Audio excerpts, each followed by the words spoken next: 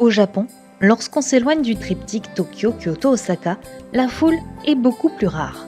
Après notre passage sur l'île d'Hokkaido, on commence notre road trip dans le nord de Honshu, dans la préfecture d'Aomori où se cache une véritable pépite qui ferait presque rougir les célèbres torii de Fushimi Inari de Kyoto. Nous sommes au Takayama Inari Shrine et la neige amplifie les couleurs des torii.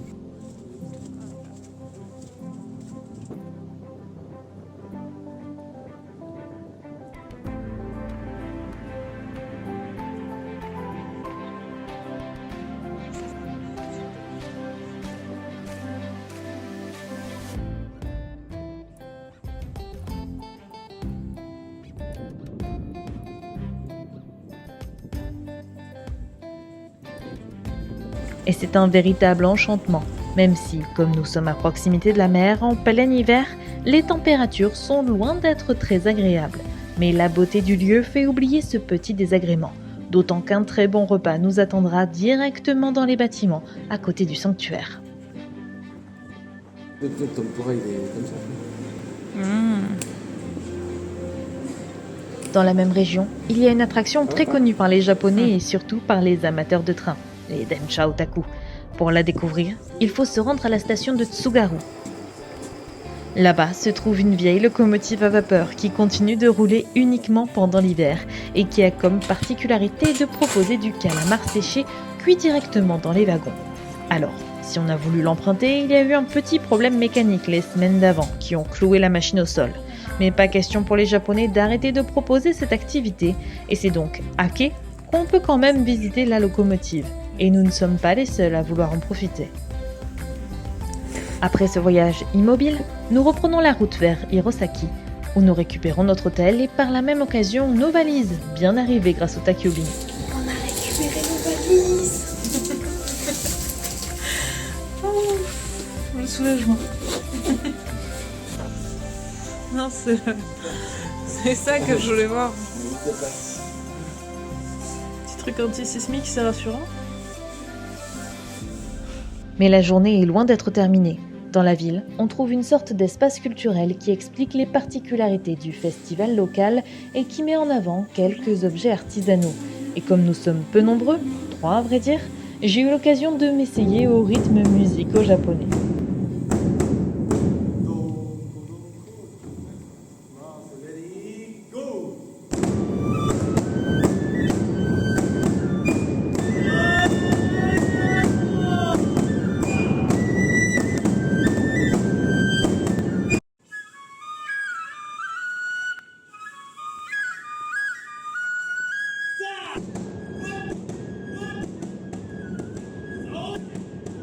C'est une véritable révélation et certainement un début de carrière, on n'en doutera pas.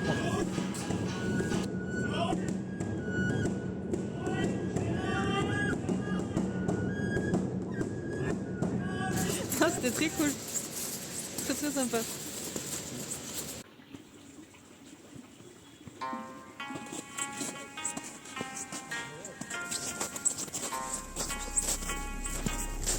Après cette découverte culturelle, direction le cœur de la ville et son château.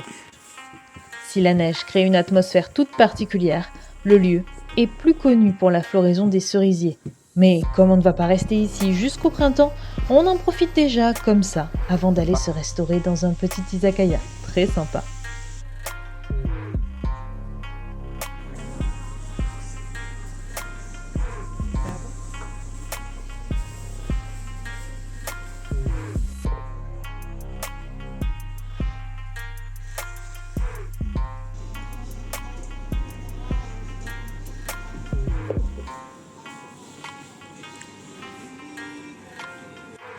Après une bonne nuit de sommeil, on prend la direction de la région d'Akita, et plus précisément de la ville natale du célèbre Hachiko, l'Akita Inu qui a attendu son maître à la gare de Tokyo pendant de longues années après sa disparition.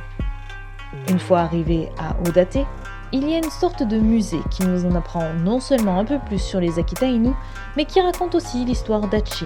Et, hasard du calendrier, aujourd'hui dans la ville, il y a un Matsuri. Alors, on change notre programme et on décide d'aller faire un tour dans ce festival.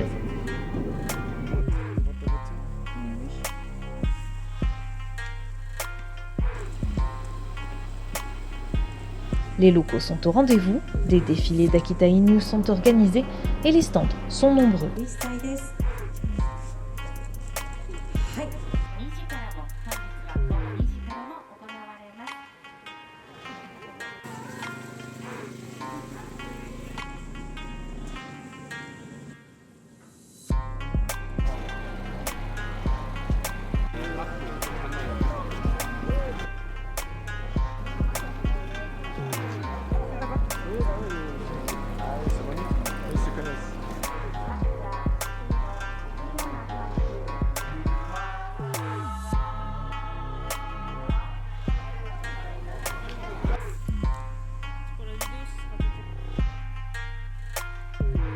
On en profite pour faire notre petite pause déjeuner avant de reprendre la route. Direction notre arrêt pour la nuit et surtout un point essentiel de notre voyage, le festival d'Oga. Terre de repos. Tout le manteau. Allez,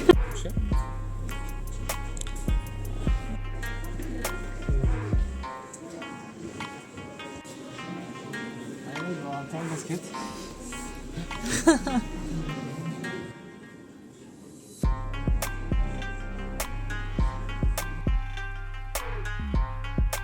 Dès l'entrée de la ville, le tunnel donne un aperçu de ce qui nous attendra le soir même.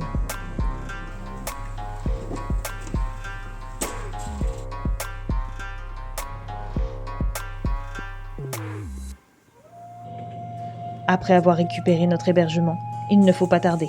Le Namahage Sedo Festival a lieu une fois chaque année en hiver. Une tradition purement folklorique qui met en scène les démons Namahage qui auraient pour coutume de venir dans les maisons pour terroriser les enfants qui n'écoutent pas leurs parents.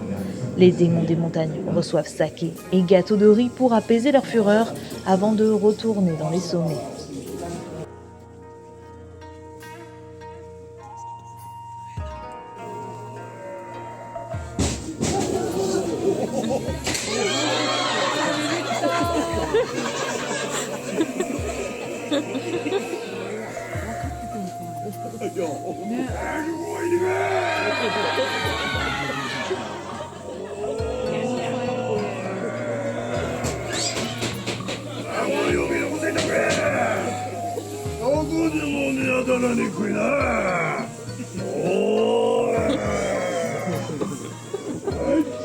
Mais c'est cool.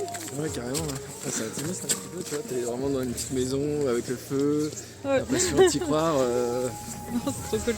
Les mecs qui passent dans la maison par maison.